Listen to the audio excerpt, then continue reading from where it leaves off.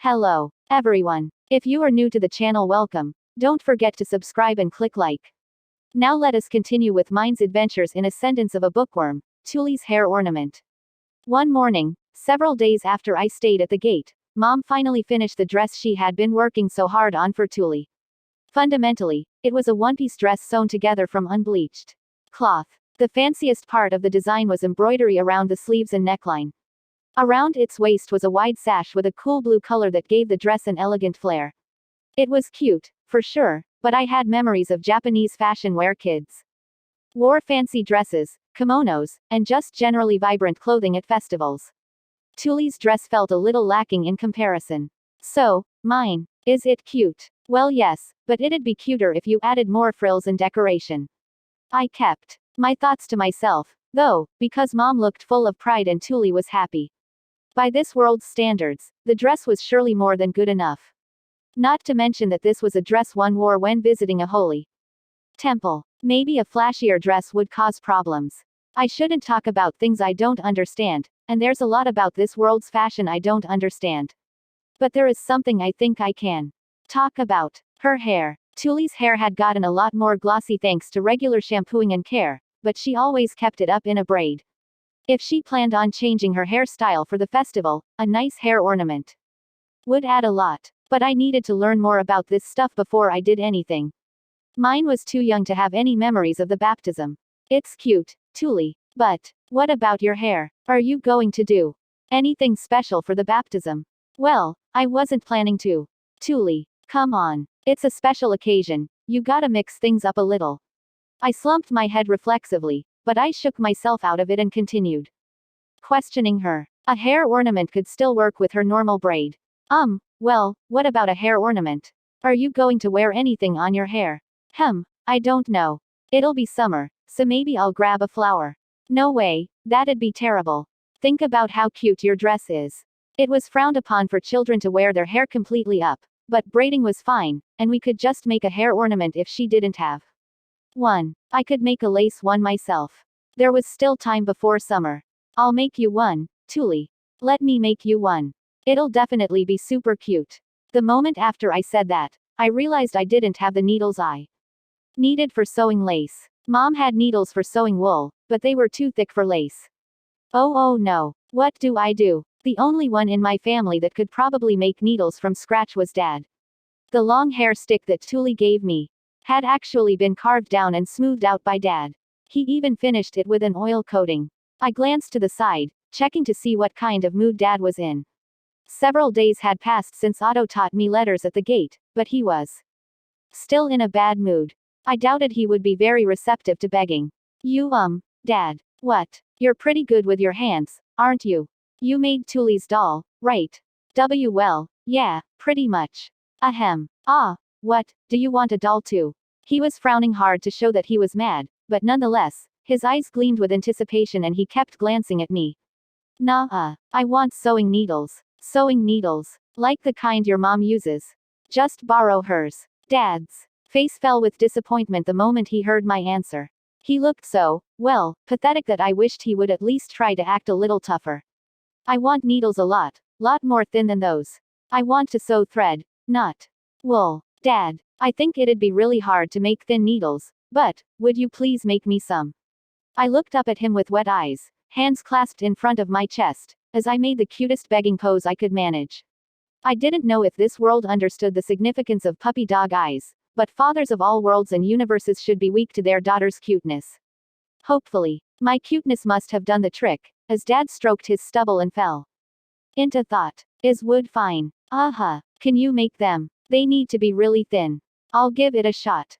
Tickling his pride probably helped, as he immediately took out a few knives and began carving a chunk of wood. He was used to carving with knives and worked fast. The bark of the thin branch was gone in no time, leaving just the hard inner wood. He then sliced off layer after layer of the wood while looking at Mom's thicker needles as a reference. Is this thin enough? Could you make it a little thinner? This much? That much? After carving the branches down to the proper thickness, he swapped out knives and began carving out the pointed tips.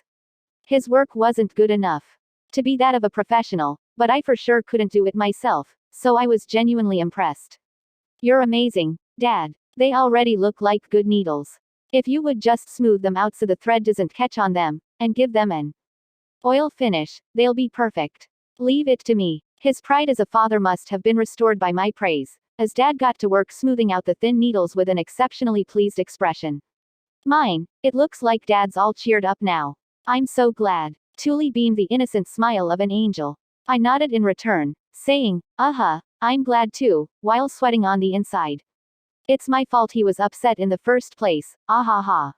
Since Dad was working hard on my needles, I started looking for thread so I could get to work as soon as they were ready. We had plenty of thread left over since Mom had prepared plenty for Tuli's dress. The white thread, and the unbleached thread that she had used to sew cloth would still be useful to her. But the colored thread she had used for the edges and the sash only had tiny snippets left over. They wouldn't be that useful. Mom, can I have the rest of the colored thread? What do you want it for? Mom, surprised that I would want thread, gave me a puzzled look. I want to try some lacework. Tuli needs a hair ornament. My Japanese mother hadn't just taught me how to make baskets, she had dipped her toes in all manner of arts and crafts, taking me along for the ride. I really wish she hadn't bothered, but she was set on getting me interested in something other than books and got me wrapped up in whatever the latest craze was. Basically, I had just as much experience with a million random things as she did. And one of those random things was lacework, which actually ended up relatively useful to me back then. I was confident that I could make a lace ornament if given the tools. My life as Urano was over, but my past experience kept proving useful in unexpected ways. That said, since Mom had no way of knowing about my past life, she was hesitant to give me thread. She definitely thought doing so would just be a waste of good thread, given how often I've wasted things in the past. She'll only need an ornament for the baptism, you know. Why waste thread on something so frivolous? A flower is more than good enough. Tuli's already cute enough as is. If there's a way to make her cuter, it's wrong not to do it. Cuteness is justice. I clenched my fist to show my resolve, but Mom just sighed for some reason and turned her back to me, signaling that the conversation was over. I hurriedly grabbed onto her skirt and began begging. Please, Mom, I just need your extra thread. I want to use the needles Dad worked hard to make for me. He's almost finished with them. Please. I looked at Dad for help, hinting that the needles would be wasted without thread. He must have understood the meaning to my glance and, perhaps fearing his efforts being wasted, or perhaps fearing losing my respect, backed me up. Effa, it's not often Myne gets interested in sewing. Why not give her some of your spare thread? You're right. After thinking about it for a bit, Mom reluctantly gave me the thread too short for her to do anything with. Yay. Thanks, Mom. I love you, Dad. I shot my fists into the air, showing my happiness. Dad grinned. He grinned so hard as he sped up his heated carving. I wonder if all dads act like this when their daughter is sweet to them. Well, now that he's happy, I guess it's okay if I stop worrying about him for a bit. Dad gave me the needles, packed uncomfortably full with his fatherly love, so I went and started the lacework right away. First up was making a bunch of tiny flowers. Fiddle fiddle fiddle fiddle. Lacework required tightly weaving the strands just like my failed faux papyrus did, so I needed some firm determination to succeed. But since this time I was making tiny flowers, and it only took me 15 minutes to finish 1. I set the yellow flower on the table and got to work on the next one. Tuli looked at the lace flower with admiration before tilting her head a bit in confusion. Isn't it a bit small? The ornament's going to be a lot of tiny flowers bundled together. You see, making one big flower would be a problem if I got bored halfway through, right? Once again, I kept my thoughts to myself. I had talked big and now needed to finish the ornament for Tuli no matter what. A design built around tiny flowers allowed me to duck out whenever I wanted. To tell the truth, back in my Urano days, I had given up on a lot of big designs before finishing them. Predicting problems and avoiding them before they happened just made sense. I thought about making a lace ribbon, but it'd need to be long enough to tie, and it'd be a problem if I ran out of the same color thread before it was done. So, I'll just make lots of little flowers. You really thought this through, Myne. Of course I did. I'm doing all this for you, Tuli. I put my all into making a cute hair ornament for Tuli, as thanks for always taking care of me. Since I would be bundling together finished flowers, it wouldn't matter if I quit halfway through, ran out of thread, or needed to swap colors to keep going. No thread would be wasted. Fiddle, fiddle, fiddle, fiddle. I felt someone looking at me after making several flowers and instinctively looked up. Mom was staring at my hands, entranced. Given that being good at sewing was a requirement for being a beauty, everyone recognized Mom as a beautiful woman. That probably led to her being interested in all sorts of sewing. She picked up the finished flowers and rolled them around in her hands. These don't seem too hard to make. You're so used to sewing wool and stuff, I think you'd be a lot better at making these than me if you learned how. Want to try? I handed Mom my needles and she got to work, looking at the small flowers. She would occasionally pause to fiddle with the flowers, and in no time she had finished one of her own. Woo! Just what I'd expect from a sewing beauty. She learned how to make them just by looking at them. Meanwhile, it took me forever to learn even when being taught step by step, since I just didn't care.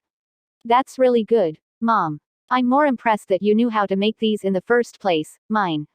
I've made scarves and sweaters, but I never thought about making ornaments like this before. In this world where it took all one had just to stay alive, most people didn't have the leeway to worry about decorations. Nobody made hair ornaments like this, and Mom might not have ever seen any lacework in her whole life. I knew about this kind of thing since I had been raised in a world where attaching decorations to one's clothes was normal, but even small little lace flowers were weird in this world. So, Myne, how will you put all of these little flowers onto her head? Mom couldn't imagine what the completed product would look like from the strewn about flowers, so I gave her as simple of an explanation as I could manage. Well, we'll make a circle with these leftovers, and sew each flower onto them one by one. It'll look like a bouquet of flowers, right? Then we'll just stick a pin through it, and, wait, a pin. The blood drained from my face. I even let out a tiny shriek, which made Mom flinch with surprise. What's wrong, Myne? Oh no, we don't have a pin. This is big trouble. I don't think this world has pins. At the very least, I've never seen them at home. This is a world without hair scrunchies. A world where everyone bundles their hair with tiny strings. What's going to happen to my precious ornament? Dod. Explaining with words would be hard, so I took out my slate and sketched what I needed. I want a tiny hairpin kind of like mine. Except one that has a flat end with a tiny hole in it. Can you make one? Hey, that'll be easier than your needles. Really? You're amazing, Dad. I've never respected anyone this much in my life. I got so emotional that I hugged Tuli hard as Dad muttered to himself, haha, I beat you, Otto. Apparently he had been secretly competing with Otto. Dad enthusiastically made me a tiny hairpin, so I took it and sewed the mini bouquet onto it, much like one would sew on a button. Okay, done. Tuli, put on your dress and sit here, please. Wearing her summer dress, Tuli sat on the nearest seat to the furnace. I slid my own chair behind her and stood on top of it after removing my shoes. I then undid Tuli's braid, combed her hair, and started braids on both sides. Tuli's hair was fluffy and had a natural perm, so I stopped the braids halfway through to give her a more elegant look that would be sure to stun anyone who saw her. To finish things off, I stuck the ornament's pin into the crude string that was keeping the end of her braids together. The tiny white, blue, and yellow flowers looked great on her green hair. Yep, super cute. My goodness. You're adorable, Tuli. You've got some good hands on you, Myne. Maybe you've got a future working with your hands.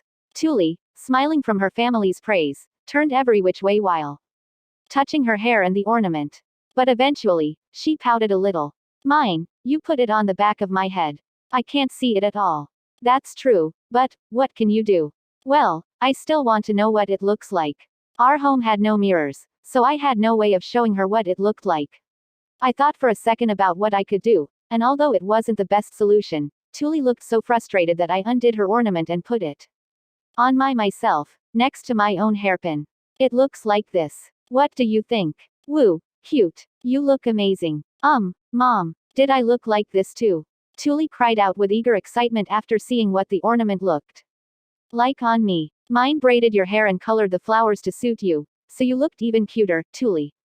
Woo, ha, ahahaha. Thank you, everyone. I'm really happy. Tuli broke into a ridiculously happy smile and blushed as she took the ornament off my hair. And so, Tuli's special outfit was completed before spring. There was no doubting that she'd be the star of this summer's baptism. Also, Mom ended up addicted to lacework, and before I knew it the needles Dad made for me were in her sewing box. To be continued. Please click like and subscribe to my channel. I would also like to hear from you, so drop me a message on the comments section. I would like to thank those who took the time to leave comments. I enjoyed reading your comments. Till next time. Bye bye. Disclaimer. I do not own or claim any ownership rights over any of the graphics, images, songs used in this video. All rights reserved to the respective copyright owners. All the videos, songs, images, and graphics used in the video belong to their respective owners and this channel does not claim any right over them.